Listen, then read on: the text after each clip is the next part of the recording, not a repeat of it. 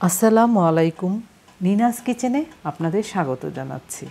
হাতে চায়ের কাপ নিয়ে বাইরে বৃষ্টি দেখছি বারান্দায় বসে। বর্ষার বৃষ্টি দেখতেও ভালো লাগছে, আর ভাবছি আজ কী রান্না করা যায়। ঘরে আছে পুঁই শাক সহ আরও নানা ধরনের সবজি। তখন মনে পড়ল পুঁই শাক দিয়ে শুটকি রান্না করলে কেমন হয়। ছোটোবেলায় খেতাম, মা রান্না করতেন। পুঁই শাক তো নানাভাবে রান্না করা হয়। আমার এই রেসিপি দেখে আপনারা রান্না করে দেখুন, অসম্ভব মজা লাগবে। যারা শুটকি মাছ খুব একটা পছন্দ করেন না তাদেরও ভালো লাগবে আমার এই রেসিপি। আমি সেই রকম করেই রান্না করব। শুটকির সাথে আগে পরিচিত হয়ে নিই আমরা। এই শুটকি মাছটি আমার ধারণা সবাই চেনেন। নাম হচ্ছে ছুরি শুটকি বা ছুরি মাছের শুটকি। শুটকি মাঝে টুকরো করে নিলাম। আজ রান্না হবে শুটকি দিয়ে পুঁই শাক। এই শুটকি আগে আমি ঝলসে নিচ্ছি। আমার কাছে মনে হয় শুটকি এভাবে ঝলসে নিলে রান্না করার পর খেতে ভালো লাগবে বেশি। শুটকি এমনভাবে ঝলসাতে হবে যেন পুড়ে না যায়। আপনারা তো দেখতেই পাচ্ছেন আমি কিভাবে ঝলসে নিয়েছি। এভাবে এপিট উপিট করে ঝলসে নিলাম।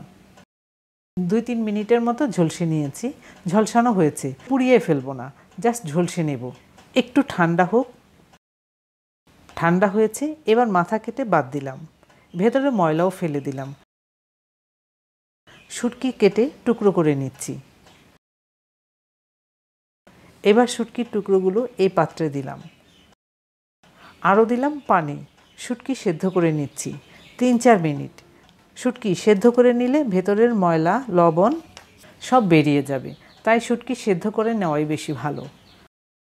শুটকি সেদ্ধ হয়েছে, নামিয়ে ঠান্ডা করে কাটা পরিষ্কার করে রাখবো। কাটা বেছে পরিষ্কার করে নিয়েছি। দেখুন, সেদ্ধ করে নেওয়াতে সহজেই শুটকি থেকে কাটা আলাদা হয়েছে। খেতেও সুবিধা হবে, কাটা মুখে লাগবে না। এবার কাটা পরিষ্কার করা শুটকি এই পাত্রে উঠিয়ে নিচ্ছি। আবারও দেখাচ্ছি সুন্দরভাবে কাটা পরিষ্কার হয়েছে। এবার দেখি পুঁই শাক কতটুকু নিয়েছি। পুঁই পাতা আছে এখানে, ধুয়ে পরিষ্কার করে পানি ঝরিয়ে রেখেছি। পুঁইয়ের ডগা আঁশ ফেলে ধুয়ে রেখেছি। 2.5-3 ইঞ্চির মতো পুঁইয়ের ডগা লম্বা করে টুকরো করেছি।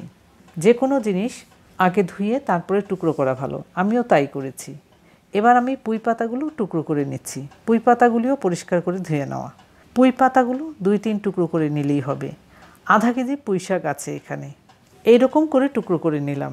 এবার রান্নার পর্বে চলে যাই। প্রথমেই দিচ্ছি পেঁয়াজ কুচি। চুলার আঁচ মাঝামাঝির চেয়েও কমিয়ে নিয়েছি। 2 মিনিটের মতো পেঁয়াজ ভেজে নিচ্ছি। তেল দেব না এখন। নেড়ে চেড়ে পেঁয়াজ ভেজে নিতে হবে।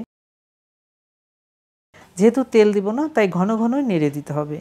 আমার মাকে দেখতাম এভাবে পেঁয়াজ ভেজে নিতেন শুটকি রান্না করতে হলে। পেঁয়াজ ভাজার খুব সুন্দর ঘ্রাণ পাওয়া যাবে।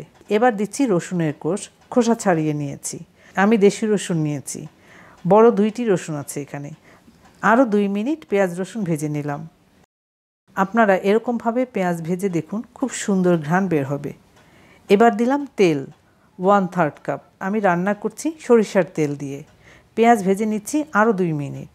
শুটকির পেঁয়াজ হতে হবে মোটা কুচি, সেটা লম্বা করে কাটুন বা গোল করে কাটুন, যেভাবে ইচ্ছে। তেজপাতা দিলাম একটি, টুকরো করে দিলাম। তেজপাতাটি বড় ছিল, ছোট হলে আরেকটি দিতে হবে। পেঁয়াজ ভাজা হলো, এবার পানি দিচ্ছি আগে।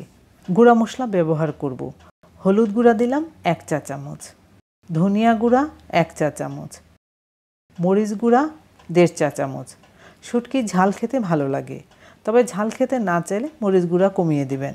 আদা রসুন মিলিয়ে বাটা 2 চা চামচ দিলাম। লবণও দিলাম পরিমাণ মতো। এবার সব মশলা একসাথে নেড়েচেড়ে মিশিয়ে দিলাম পানির সাথে। মশলা কষিয়ে নিচ্ছি কিছু সময়। মশলা কষানো হয়েছে, পানিও শুকিয়েছে। এবার আবার অল্প করে পানি দিচ্ছি এই মশলাতে। এই পানি দিলাম হলো শুটকি কষানোর জন্য। দিচ্ছি শুটকি কষিয়ে নিচ্ছি একটু সময় নিয়ে। যতক্ষণ পর্যন্ত শুটকি থেকে সুন্দর ঘ্রাণ না বের হবে ততক্ষণ পর্যন্ত শুটকি কষিয়ে নিতে হবে। প্রয়োজনে পানি দিয়ে কষাতে হবে শুটকি। চুলার আঁচ কমিয়ে শুটকি কষাতে হবে। খেয়াল রাখতে হবে মশলা পুড়ে শুটকির রান্না যেন কালো না হয়ে যায়। শুটকি কষানো হয়ে সুন্দর ঘ্রাণ পাওয়া যাচ্ছে। এবার এর মধ্যে পুঁইয়ের ডগাগুলো আগে দিচ্ছি। অল্প করে পানি দিয়ে নেড়েচেড়ে মিশিয়ে একটু রান্না করে নিতে হবে, কারণ পুঁই পাতা সেদ্ধ হবে আগে। বেশিক্ষণ রান্না হলে পাতা লাল হয়ে যাবে। ঢেকে দিয়েছিলাম ৩-৪ মিনিটের জন্য। তাই সবসময় পুঁই পাতা রান্না করতে হলে ডগা আগে সিদ্ধ করে নিলে ভালো হবে। এর মধ্যে অনেকটা সেদ্ধ হয়েছে, দেখাচ্ছি আপনাদের।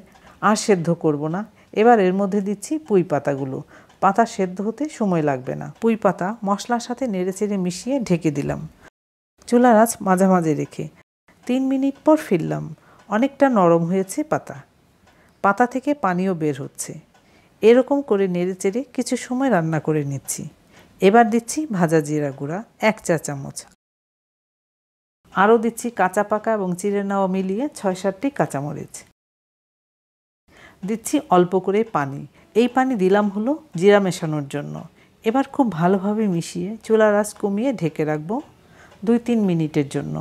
এমনভাবে রান্না করতে হবে পুঁই শাক শুটকি, যাতে করে পুঁই শাক দেখতে লাগবে সবুজ অথচ সেদ্ধ হবে ঠিকমতো।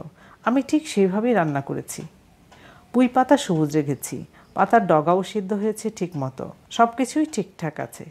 এবার পরিবেশন করুন অসম্ভব মজার পুঁই শাক শুটকি বা শুটকি পুঁই শাকের মেলবন্ধন।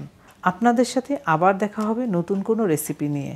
ধন্যবাদ সবাইকে আমার ভিডিওটি দেখার জন্য। আপনারা ভালো থাকবেন সবাই।